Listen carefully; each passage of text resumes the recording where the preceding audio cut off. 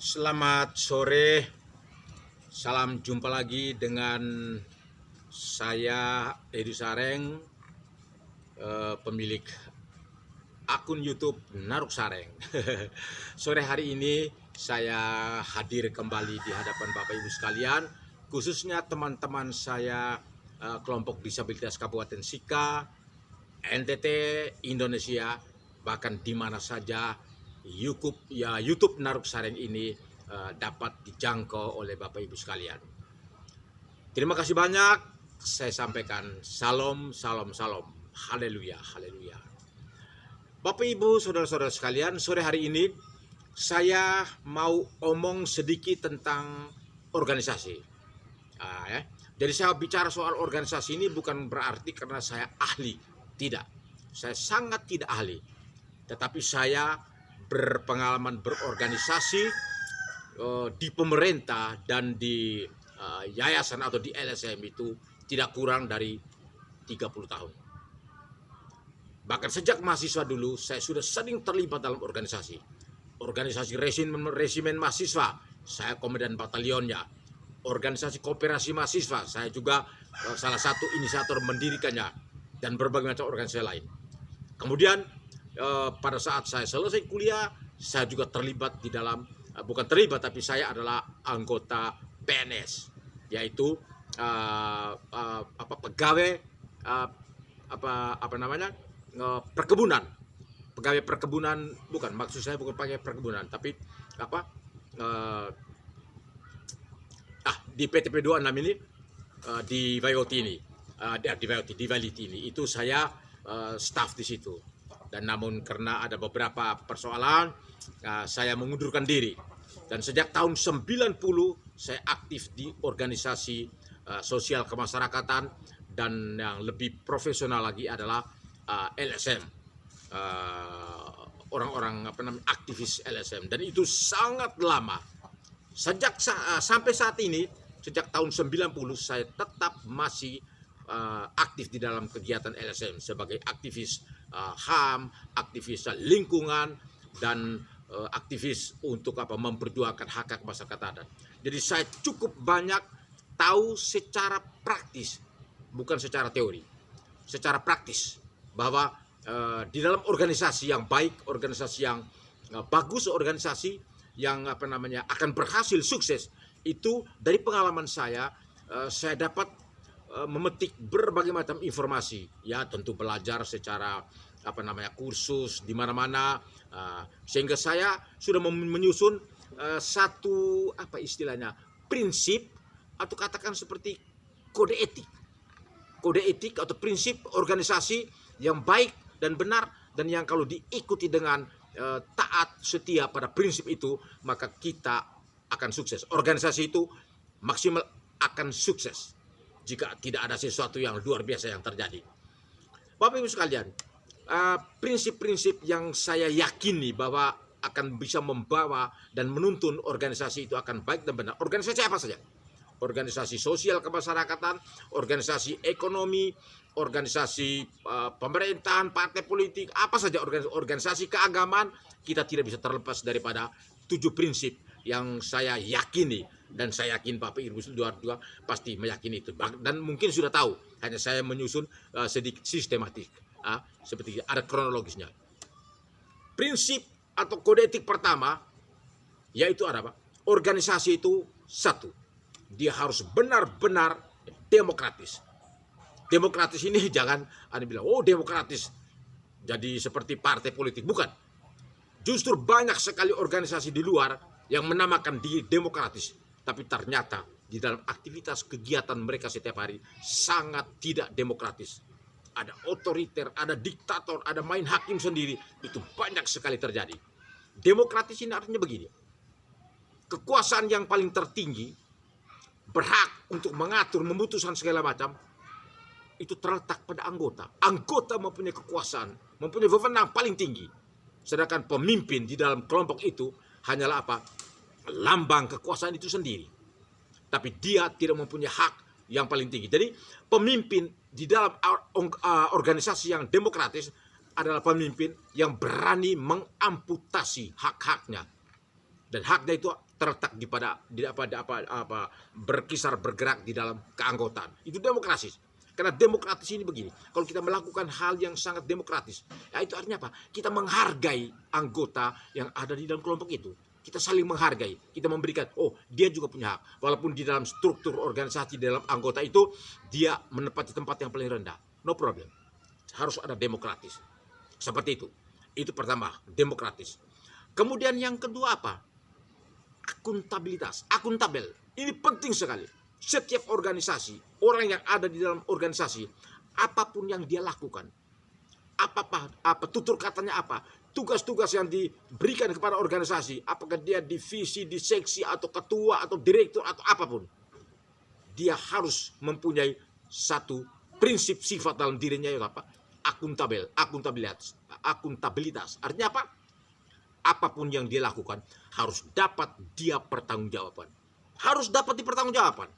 Jangan mendapat tugas, selesai tugas langsung tenggelam, tidak tahu kemana-mana.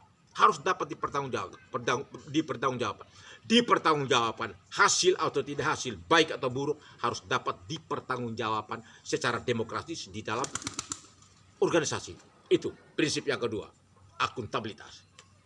Kemudian prinsip yang ketiga apa? Solid. Solid ini soliditas, itu luar biasa. Jadi gini, soliditas itu artinya apa? Kekompakan bersama. Ada suatu prinsip yang disebut mengatakan seperti demikian. Unity is power. Kebersamaan kita adalah kekuatan kita. Itu solid. Solid. Sangat solid. Seperti kalau kita lihat, kita contoh ada beberapa YouTube saya beberapa kali lalu, seperti semut. Semut itu sangat solid, sangat kompak, sehingga mereka dapat memikul beban yang jauh ratusan kali lebih besar daripada tubuh mereka, namun mereka dapat lakukan dengan sangat gampang karena mereka solid. Dan tugas-tugas di dalam semut itu ada ratu, ada pekerja, ada yang tukang kawin, segala macam itu. Tidak pernah mereka protes. Mereka lakukan kegiatan mereka sejak mereka hidup sampai mereka mati. Sangat solid. Jadi solid itu sangat penting. Karena dengan solid kita dapat berjalan bergandengan tangan di dalam organisasi yang kita bentuk. Seperti itu. Itu penting, solid. Kemudian prinsip yang berikut, saya katakan apa? Itu solidaritas. Ini sangat penting. Solidaritas ini kesetiakawanan. Jadi semua orang yang ada di dalam kelompok itu harus setia kawan. Ada yang sakit, semua sakit. Satu dicubit, semua merasa sakit. Satu yang ada persoalan dalam keluarga atau apa saja, semua akan mengalami dan akan bertanggung jawab. Solidaritas, setia kawan dalam kejujuran dan ketulusan. Setia kawan, seperti itu. Itu sangat penting. Seperti itu. Itu prinsip yang keempat dari organisasi yang baik dan benar, organisasi yang pasti sukses kalau kita lakukan dengan konsekuen, dengan komitmen tinggi terhadap prinsip ini. Kemudian prinsip yang kelima itu apa? Kreativitas. Oh, ini penting sekali. Kreativitas ini sangat penting. Jadi kita sebagai anggota dari anggota daripada organisasi, baik ketua sampai kepada yang paling rendah, mungkin yang hanya mungkin katakanlah cleaning service atau security, harus mempunyai sifat karakter yang kreatif. Jadi kreatif ini begini, tidak selamanya set perintah jalankan, bukan. Organisasi sosial kemasyarakatan bukan organisasi militer. Harus punya kreativitas, yaitu apa? Punya kemampuan untuk menciptakan, untuk menghasilkan sesuatu, mendapatkan ada usul saran yang sangat kreatif yang bisa dia pikirkan, dia rancang, lalu dia kemukakan di dalam kelompok. Oh, ini menurut saya organisasi kita ini harus begini. Nah, kayak gitu. Contohnya, sebelum kita aktivitas di dalam kantor kita, pagi-pagi kalau boleh kita datang 15 menit sebelumnya, kita harus berdoa bersama. Kita harus berdoa bersama. Kenapa? Doa itu penting. Untuk kita orang yang pengikut Tuhan Yesus, ada firman yang bilang begini, doa orang benar, jika didoakan dengan sungguh-sungguh, akan sangat besar kuasanya. Nah, itu kan, jadi doa itu penting. Itu salah satu kreativitas, dan itu bisa diusulkan oleh anggota agar menjadi budaya di dalam organisasi itu. Kreativitas itu sangat bagus. Seperti itu. Kemudian prinsip yang Enam, yaitu apa? Empati. Oh, haleluya. Ini sangat penting Bapak Ibu Saudara-saudara sekalian. Lawan dari empati itu apa? Antipati. Tahu? Empati. Orang yang empati. Orang yang menyenangkan. Hah? Kalau dia tidak ada di tempat itu atau tidak ada di komunitas itu 1-2 hari saja, orang rasa kehilangan. Orang akan bertanya, si James di mana ya? Si Yanti di mana ya? Orang rindu keberadaan dia. Orang ini rindu dia ada di tengah-tengah. Dia empati. Seperti itu. Dan kalau dia ada, orang yang empati itu apa? Biasa membuat apa? Kelompok energizer daripada kelompok. Kelompok itu akan menjadi apa? Cair, menjadi sangat riang gembira. Itu orang yang empati. Lawannya orang antipati. Orang yang antipati. Contoh satu pemimpin yang diktator, sombong, segala macam, sok tahu, sok pintar sendiri. Dia akan menjadi orang yang antipati di dalam kelompok. Anggotanya sering bilang apa? Itu muka bengkak itu sudah datang ke belum? Seperti itu. Dan kalau dia datang, semua orang pura-pura diam, duduk sopan. Seperti itu. Itu adalah kepatuhan yang munafik. Karena bukan kesalahan anggota, itu kesalahan pemimpinnya. Itu.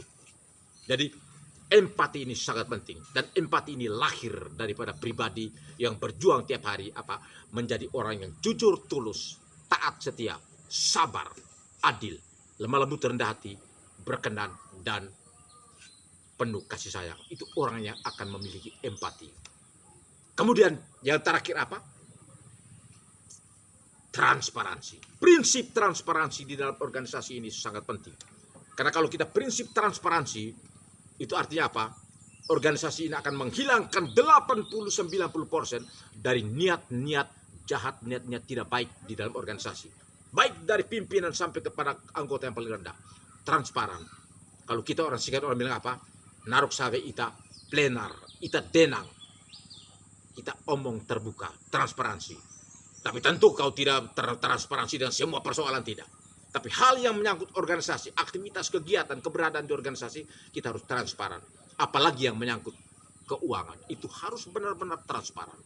Harus transparan.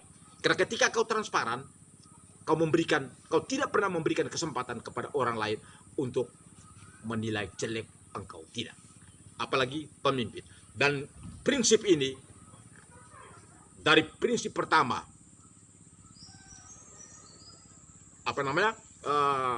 demokratis, akuntabilitas, solidaritas, kreativitas, empati, dan transparansi ini adalah prinsip yang saya sudah rangkum di dalam satu singkatan, yaitu saya namakan dengan apa? Prinsip dasket. Dasket. Jadi hafal saja, dasket adalah prinsip yang perlu dimiliki oleh setiap organisasi. Terlebih kita di dalam organisasi itu adalah kita yang memiliki dan menduduki jabatan-jabatan penting di dalam organisasi. Baik Bapak Ibu Saudara-saudara sekalian, itu saja saya seberangkan kali ini tentang prinsip-prinsip atau katakan kode etik daripada organisasi untuk teman-teman saya disabilitas di seberang sana dan juga semua orang di luar sana yang rindu atau ingin mau mempelajari tentang prinsip atau kode etik daripada organisasi agar setiap rancangan kita di dalam organisasi ini dapat berhasil dengan baik dan benar. Begitu saja, salam hormat saya dari Pantai Wisata Pambriran Nanghore, YouTube Naruk Sareng oleh Edu Sareng. Mohon agar tolong subscribe, tolong share, komen, dan sebarkan kepada komunitas Anda jika Anda menganggap bahwa YouTube Naruk Sareng kali ini yang dengan konten berbicara soal prinsip-prinsip organisasi yang bagus ini baik, maka tolong disebarkan. Terima kasih. Haleluya, haleluya, haleluya. Amin.